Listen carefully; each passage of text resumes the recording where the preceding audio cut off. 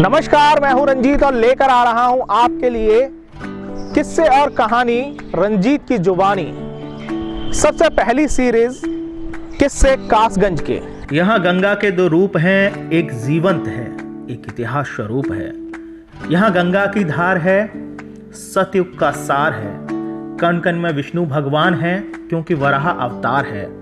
तुलसी और द्रोण का तप है, कपिल मुनि का जप है। भागीरथ की तपस्या है और मार्कंडे का वास है। यहाँ इंद्र के घोड़े की कहानी है, उर्दू और हिंदी दोनों ही वाणी है।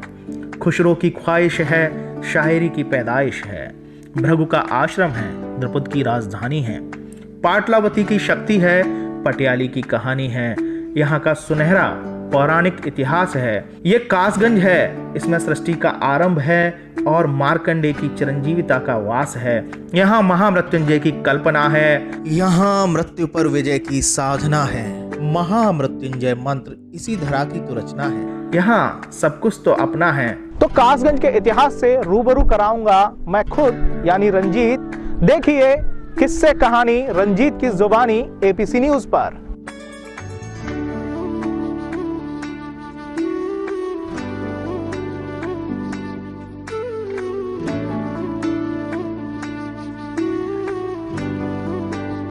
नमस्कार, मैं हूं रंजीत और लेकर आया हूं आपके लिए किस्सों की एक खास सीरीज किस्से कासगंज के। और किस्से कासगंज में आज हम आपको लिए चलते हैं सबसे पहले सतयुग कालीन वट वृक्ष पर। कहा जाता है कि जब पृथ्वी जल से घिर गई थी और पृथ्वी डूब रही थी, उस वक्त सिर्फ एक ही वृक्ष संसार में बचा, इस सृष्टि पर बचा, जिस पर भगवान स्वयं बाल रूप में प्रकट हुए और उन्होंने अवलोकन किया पूरी सृष्टि का, अर्थात मॉनिटरिंग की। आइए दिखाते हैं आपको। ये सतयुग कालीन वट वृक्ष है। यहाँ पर क्या क्या खास है इस वट वृक्ष की बातें और किस किस पुराण में इसका जिक्र हुआ है, आखिर क्या वाकई इतिहास जो कहता है वह प्रमाण यहाँ उपस्थित है, इन तमाम किस्सों को बताएंगे हम। पुराणों के अनुसार सोरों सूकर क्षेत्र मानव सभ्यता का अति प्राचीन केंद्र माना जाता है। यूं कहें कि सोरों नगरी में हर पग पग पर वैदिक इतिहास निखरा और बिखरा पड़ा है। सोरों जी के संदर्भ में सतयुग काल से ही हजारों किस्से, कहानी, कथाएं एवं प्रमाणिक पौराणिक उल्लेख प्रचलित रहे हैं। इसी क्रम में एक पौराणिक उल्लेख सोरों जी के गृद्धवट, ये जो गृद्धवट आप देख रहे हैं, इसी की कहानी मैं आपको बता रहा हूं। यकीन मानिएगा, ये सतयुग, अगर हम सतयुग की बात करते हैं तो सतयुग सबसे पहला युग है सृष्टि का, जिसमें भगवान स्वयं लक्ष्मी नारायण के रूप में प्रकट होते हैं। और कहा जाता है कि उस वक्त सृष्टि पर ना कोई वैमनस्यता थी, ना ईर्ष्या थी।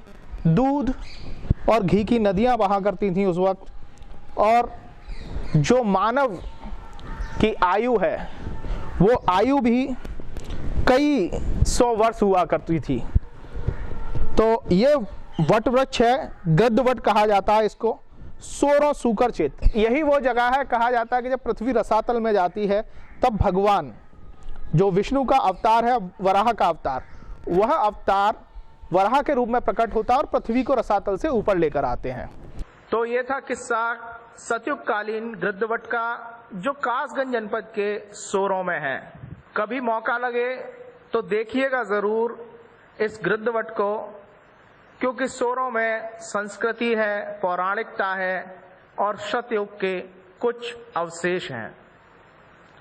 मिलेंगे फिर किसी नए किस्से के साथ, तब तक के लिए नमस्कार। नमस्कार, मैं हूं रंजीत और लेकर आ रहा हूं आपके लिए किस्से और कहानी रंजीत की जुबानी। सबसे पहली सीरीज किस्से कासगंज के। यहाँ गंगा के दो रूप हैं, एक जीवंत है, एक इतिहास स्वरूप है। यहाँ गंगा की धार है, सतयुग का सार है। कण कण में विष्णु भगवान है, क्योंकि वराह अवतार है। तुलसी और द्रोण का तप है, कपिल मुनि का जप है। भागीरथ की तपस्या है और मार्कंडे का वास है। यहाँ इंद्र के घोड़े की कहानी है, उर्दू और हिंदी दोनों ही वाणी है। खुसरो की ख्वाहिश है, शायरी की पैदाइश है। भृगु का आश्रम है, द्रुपद की राजधानी है। पाटलावती की शक्ति है, पटियाली की कहानी है। यहाँ का सुनहरा पौराणिक इतिहास है। ये कासगंज है, इसमें सृष्टि का आरंभ है और मार्कंडे की चिरंजीविता का वास है। यहाँ महामृत्युंजय की कल्पना है, यहाँ मृत्यु पर विजय की साधना है। महामृत्युंजय मंत्र इसी धरा की तो रचना है। यहाँ सब कुछ तो अपना है। तो कासगंज के इतिहास से रूबरू कराऊंगा मैं खुद यानी रंजीत। देखिए किस्से कहानी रंजीत की जुबानी एपीसी न्यूज पर।